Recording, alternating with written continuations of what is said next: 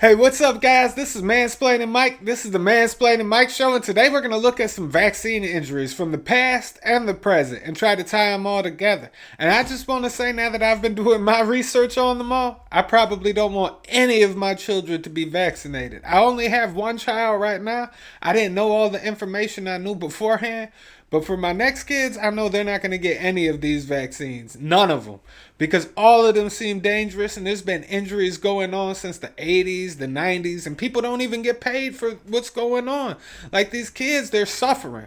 They're going to suffer their whole lives. They're going to grow up suffering, and then as adults, they're going to be suffering. A lot of them will never be able to take care of themselves. But they want us to still go and get vaccines. Like, I think in my state, they mandate that people get like 34 vaccines or something like that for to be in school. I'm talking about just the time when your kids are in school. So it's something like 16 vaccines for elementary school, 6 vaccines for middle school, and another 10 vaccines for high school or something like that. It's absolutely insane. And these vaccines, from the research I've been doing, don't seem like they've really ever worked to vaccinate people from anything. It seems like all of the diseases that they're vaccinating for were already on their way out, and the problem had been solved by doing something else other than injecting medicine into people's bodies. I mean, it's been absolutely insane, and now they want to basically have a vaccine for every little thing. Like, there's a flu vaccine. Everybody gets the flu. Everybody survives the flu for the most part, unless if you're like old and ill. So the only people who should be getting a flu vaccine are like the elderly. Regular people shouldn't be getting that stuff. There's no evidence to support that it's going to stop you from getting the flu. In fact, most of the people I know that get the flu shot, they end up catching the flu like a week or two after they get it. It's like they never learned their lesson. It's like slamming their head into a wall full of bricks and then expecting different results the next time. I mean, you're always going to get the same results when you're slapping your head into a wall of bricks. Nothing is going to change. Just like nothing is going to change with these vaccines. You're still going to get the flu. You're still going to get the common cold. You're not going to save yourself from catching COVID. It doesn't stop you from transferring the disease to other people. It's all just been lies. And all the evidence is out here for you guys to see.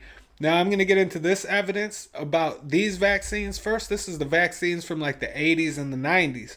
And you're going to get to see how injured some of these people were. A lot of them got autism and they'll never be able to take care of themselves again.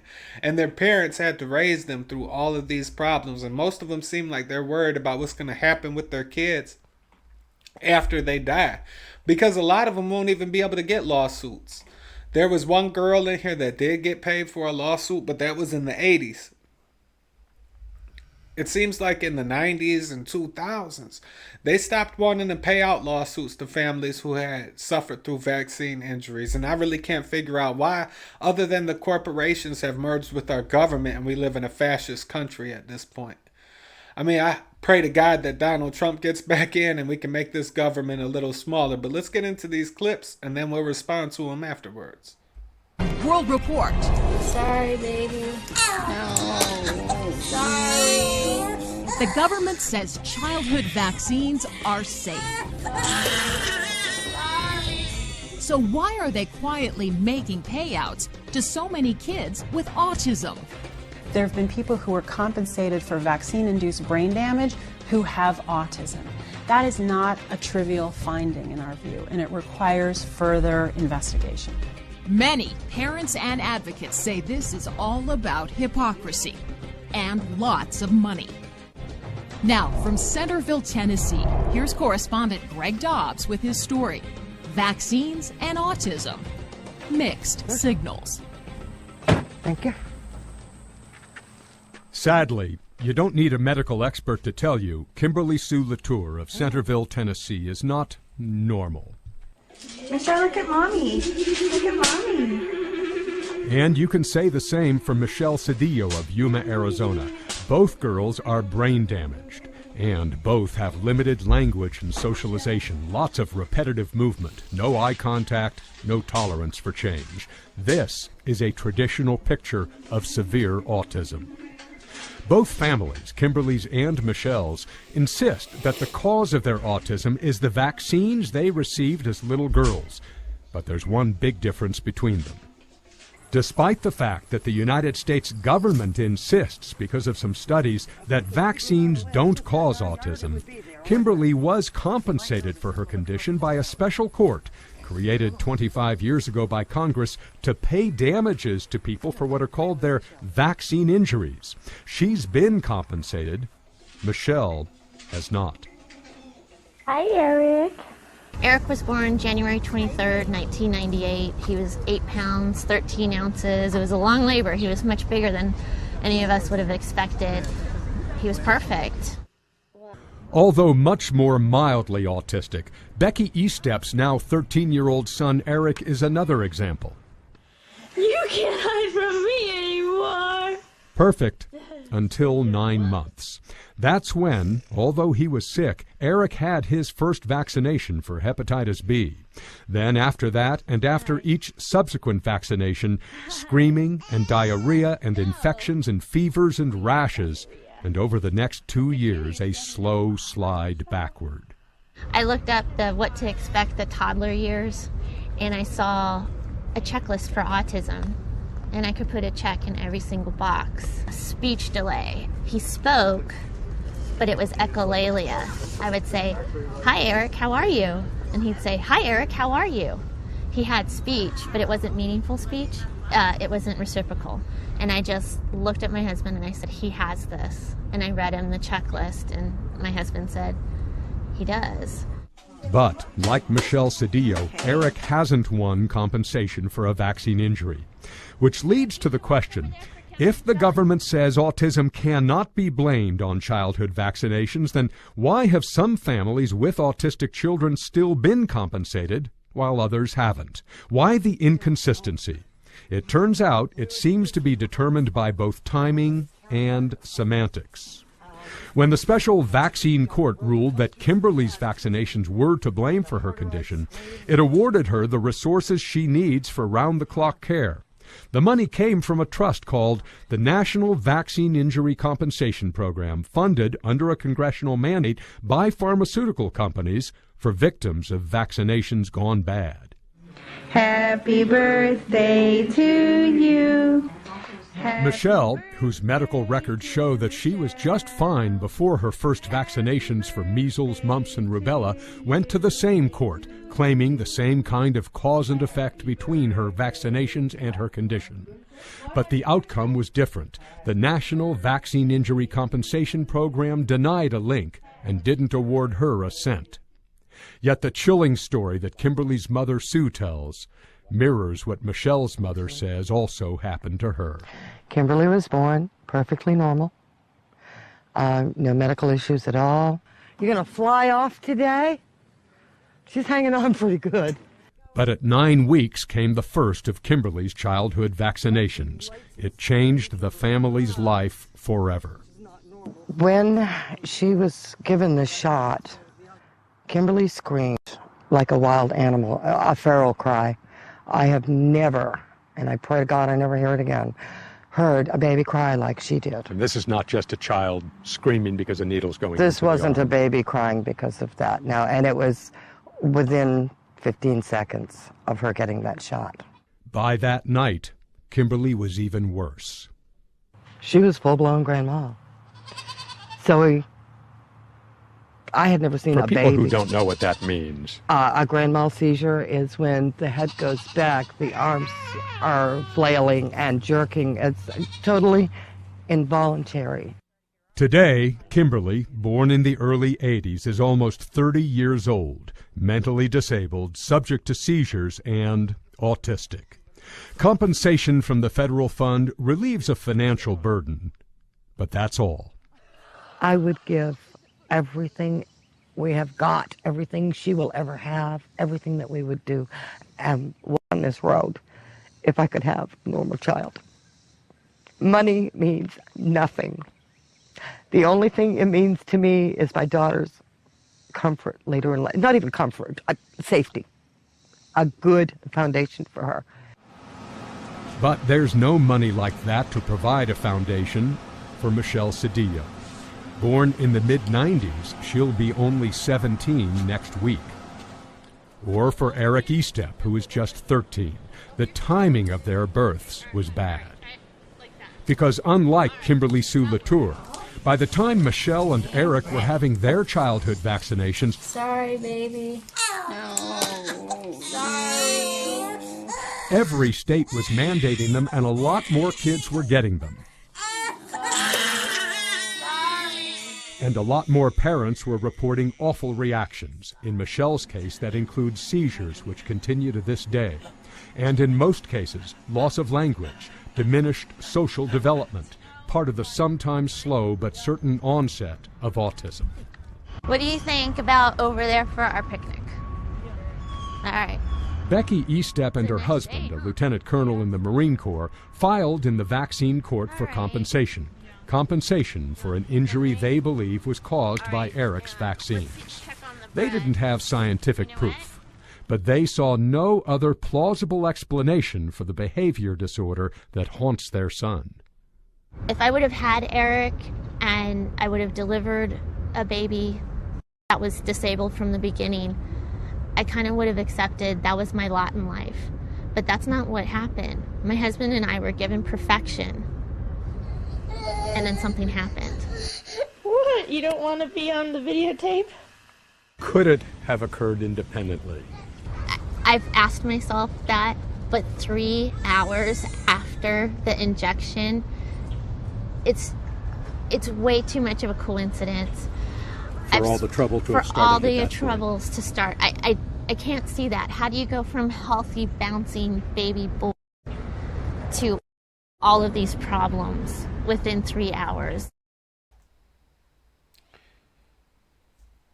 Man, that's a good question.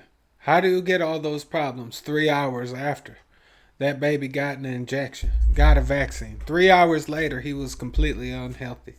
And the government doesn't feel like Pfizer or Moderna or whoever that vaccine manufacturer was should have to pay out something to that family.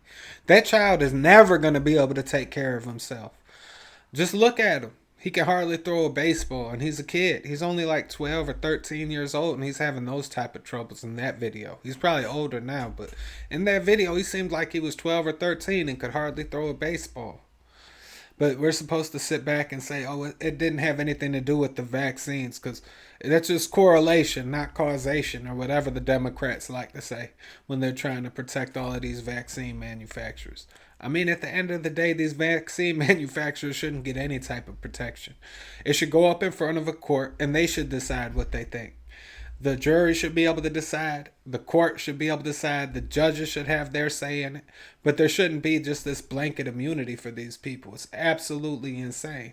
We're going to get into some more vaccine injuries now. This will be about vaccine injuries from the COVID vaccinations. So this will be from the more recent vaccinations and more recent news. Let's get into it and see what we think about what's going on now. The state of Kansas is suing Pfizer and Moderna. And if they can do that, that means our states can too. So we should probably write our state attorney generals and ask them, will they become part of this lawsuit? And I think that they definitely should. But let's see what you guys think after this. Thank you for being here today.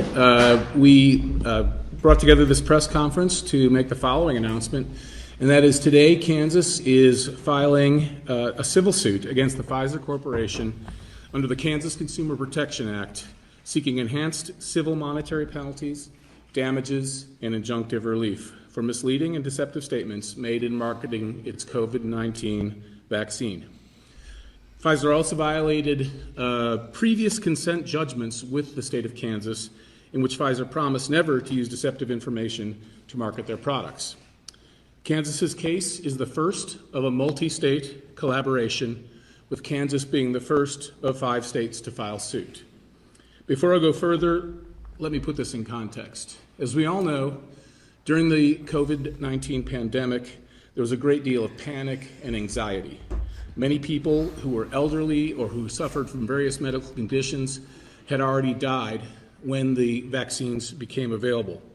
And when that time came, when the vaccines became available, every one of us had to make 2 decisions. Am I going to take the vaccine? And if so, which vaccine will I choose to take?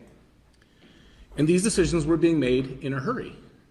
In some ways, you could say even being made under duress. In such an environment, it is imperative that Kansans making that decision received the truth. They needed the truth. All Americans needed the truth. And in multiple respects, Pfizer did not provide the truth. Much of the information in this lawsuit came out as a result of a FOIA lawsuit seeking information from Pfizer that still had not been made public. And it was only a result of that effort that some of the information in this lawsuit is available. I urge everyone to read the 69-page complaint that goes into great detail about the specific statements that were made and the misleading nature of those statements made to Kansas consumers. The following is a quick summary of, I think, some of the four most egregious examples of misleading the public in Kansas. Pfizer marketed its vaccine as safe for pregnant women. However, in February of 2021, Pfizer possessed reports for 458 pregnant women who received Pfizer's COVID-19 vaccine during pregnancy. More than half of the pregnant women reported an adverse event, and more than 10% reported a miscarriage, many within days of the vaccination. Pfizer also possessed information from its own October 2020 study on pregnancy in rats, indicating that its COVID-19 vaccine was likely linked to infertility, loss of litters, and stillborn offspring. Number two, safety relating to heart conditions like myocarditis. Pfizer consistently denied any evidence of a connection or safety signal between its COVID-19 vaccine and myocarditis or pericarditis. Indeed, on January 18th, 2023, when asked whether its vaccine caused strokes or myocarditis, Pfizer chairman and CEO Alan Berla stated, quote, "We've not seen a single signal, although we have distributed billions of doses," end quote. A signal that he was referring to as a safety signal, which refers to a negative consequence. However, as Pfizer knew, the United States government, the United States military, foreign governments, and others had found that Pfizer's COVID-19 vaccine caused myocarditis and pericarditis. Number three, effectiveness regarding variants. Pfizer also claimed that its COVID-19 vaccine protected against COVID-19 variants, even though data available at the time showed Pfizer's vaccine was effective less than half the time against variants. Finally, transmission. Pfizer urged Americans to get vaccinated in order to protect their loved ones, clearly indicating a claim that Pfizer's COVID-19 vaccination stopped transmission of COVID-19. Pfizer later admitted that it had never even studied transmission of it after its recipients received the vaccine and whether they could say it stopped transmission. Isn't that crazy? That's what they kept advertising us. They kept advertising to us that the Pfizer vaccine was going to stop any type of transmission. And then it turned into, oh, it's going to keep you safer if you end up in the hospital or if you end up sick. It won't get as serious. They have no way to know that, number one. And number two, I mean, it's absolutely insane. They didn't even do the studies to see if it could be transmitted on it. They just decided to lie to everybody. So, but our government is supposed to be protecting them. I don't understand that. How can our government be protecting people who is outright lying to us? Just completely lying to us about the efficacy of their vaccine. It's absolutely insane, and it's crazy to think that our government is working against us in order to protect corporations. That's just more proof that we're living in fascism. And I would say that it gets 100% worse every time that there's a Democrat in charge. For some reason, the Democrats love to protect their corporate donors. I mean, so do a lot of the Republicans, especially the rhino ones. At the end of the day, the only candidates that really seem to be for Americans are the America First candidates, the MAGA candidates. So I want to tell everybody, please make sure that you vote for MAGA candidates, the America First candidates. We do not need any more of these rhinos in there or any more of these Democrats who are trying to mutilate our kids and stick them with vaccines. Anyway, let's get into this next video. This is General Michael Flynn talking about the safety of the vaccines. And he doesn't seem to think that they're too safe either. And I think if you really dug deep into the whole AIDS virus, the virus of it, that that you would find that it was probably like we learned with COVID and monkeypox, right? Monkeypox, the M-pox. The key word, I think, for all of these is manufactured, and manufactured for a specific reason. And in our case, all by the United States of America, all by the United States government. And so AZT, as he said, and I know the total numbers of it's probably well north of that were killed by taking a drug that was known at the time that was going to actually have that kind of an effect. And so then they created these buyers clubs, and he talks about the buyers club. It's just really a black market. When you think about COVID, we almost had to have, to get ivermectin was like having to go on the black market, even though ivermectin, won a health prize, a health Nobel Prize years ago. I mean, the insanity that we are faced with when we talk about people in our government that have still yet to be held accountable. And, you can look through all the other stuff that he talked about with his uncle Ted, Senator Ted Kennedy, who's got his own interesting background. And all that other, sort of first that Senator Kennedy did, what it really comes down to is our government involved in manufacturing diseases and then manufacturing drugs that are supposed to help when in fact they don't help, just like the vaccines that we have now learned. And it's interesting that it just so happens that today I got an update on my friend that did go in for surgery, and so he ended up, and this is a very healthy guy, known my whole life.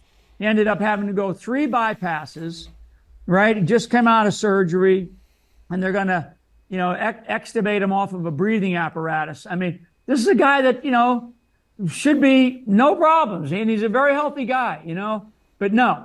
And as I've said, it's actually, I'm probably, sadly now, probably upwards of about 6 people that I know that were fully vaccinated because they were either, they had to be because of jobs or because of other circumstances, and they made that decision, and now they're dead.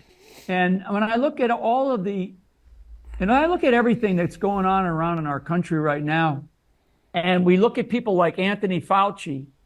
Anthony Fauci goes so far back in our government's history, and I'm talking 25, 35 years, where this guy has been involved in nefarious acts that have resulted in the deaths of many, many people. Sad, that's what Bobby Kennedy was just talking about. The guy created a drug that resulted in the deaths of hundreds of thousands of men, in this case, mostly men because of AIDS.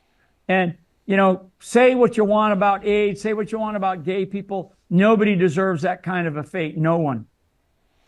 He's right. I'm not a fan of the LGBTQ at all, but they don't deserve to die because of a fake vaccine that Dr. Fauci put out called AZT back in the day that ended up taking the HIV virus and turning it into AIDS for a lot of those people. And a lot of people died because of that. So vaccines have been killing people for a long time. It's just not recent.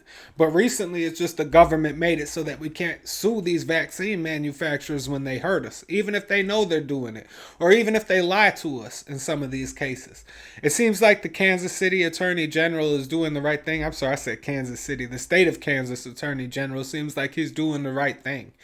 I mean, I hope that my government plays along and gets in on that vaccine lawsuit. I don't think that they will. Michigan is kind of like a liberal crap hole now.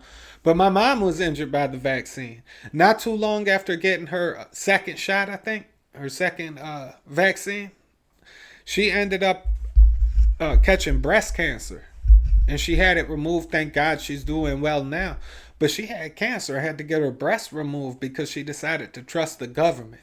And that's not the thing to do. If I can do anything with this show, I hope it's just to wake people up and let you guys know we should not trust our government. There's no reason we should. They haven't done anything in history that really should give us a reason to really trust them. The only thing that ever happened in our favor through the government's history is when the First Amendment and the Second Amendment were written. And then all the other amendments, they just violated, and they're violating the Second and the First Amendment now. But those are the only 2 things I can really think of that the government did good for me. Recently, they haven't done anything good, and they did that at the founding of this country. So what have they done since then? Or in fact, 1903, I'll say that. There hasn't been a good law written since 1903 with the 1903 Dick Act.